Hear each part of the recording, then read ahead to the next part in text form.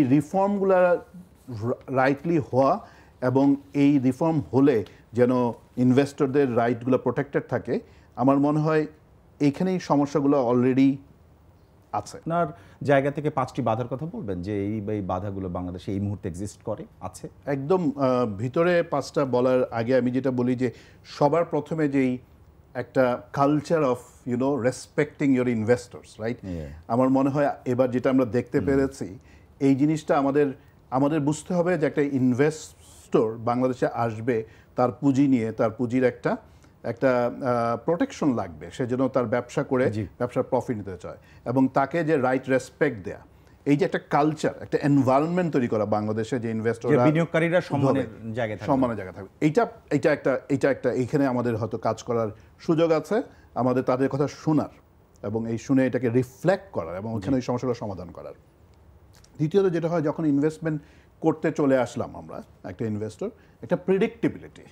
আপনি নিশ্চয়ই একটা ইনভেস্টমেন্ট একদিনের জন্য করবেন না, আপনি একটা লং টার্ম, 10 বছর 20 বছর 50 বছর, বাংলাদেশে অনেক মাল্টিনেশনাল আছে যারা 150 বছর 200 বছর, right? So long term view নিয়ে আসবেন। এই লং টার্ম ভিউতে একটা প্রেডিক্টেবিলিটি। এই প্রেডিক্টেবিলিটি কোথায়? এই প্রেডিক্টেবিলিটি ধরেন ট্যাক্স রেজিম, যে আসলে ট্যাক্স কি বারবার স্ট্রাকচার চেঞ্জ হয়ে যাচ্ছে, আপনার প্রফিট কি আসলে গভর্নমেন্ট এক্সচেকারের কাছেই পুরোটা চলে যাচ্ছে, আপনি কি রিইনভেস্ট করতে পারছেন কিনা, এইটা একটা। আপনি যে লাইসেন্স নিয়ে এসছেন, এই লাইসেন্সের আপনার রাইটটা আপনার কাছে প্রোটেক্টেড আছে কিনা, নাকি লাইসেন্সে বিভিন্ন রকম লাইসেন্সের কার্টেল হচ্ছে, হ্যাঁ? তারপরে আপনার ফাইন্যান্সিয়াল ডিসপিউট হতে পারে, একটা ব্যবসা হতে পারে, বাট এটা আসলে রাইট ওয়েতে ম্যানেজ করা যাচ্ছে কিনা।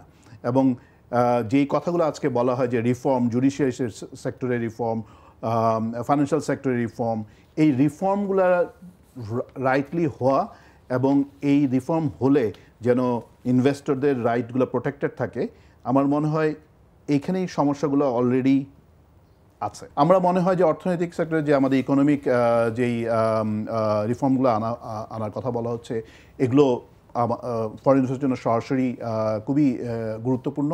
কিছু কিছু জিনিস ডাইরেক্টলি হয়তো বলবে আপনি ফরেন ইনভেস্টর হিসেবে কেন এটা নিয়ে চিন্তিত। ধরেন ইলেকশন কমিশন রিফর্মের কথা বলা হচ্ছে, এটা হচ্ছে ডাইরেক্টলি এটা রাজনৈতিক একটা ব্যাপার, কিন্তু এইটাও কিন্তু দেশের স্টেবিলিটির জন্য, যেটা ফরেন ইনভেস্টর জন্য খুবই গুরুত্বপূর্ণ, আমাদের পলিটিক্যাল স্টেবিলিটি, হ্যাঁ, ওইটাও কিন্তু ইনডাইরেক্টলি এবং অলমোস্ট ডাইরেক্টলি ইনভলভ।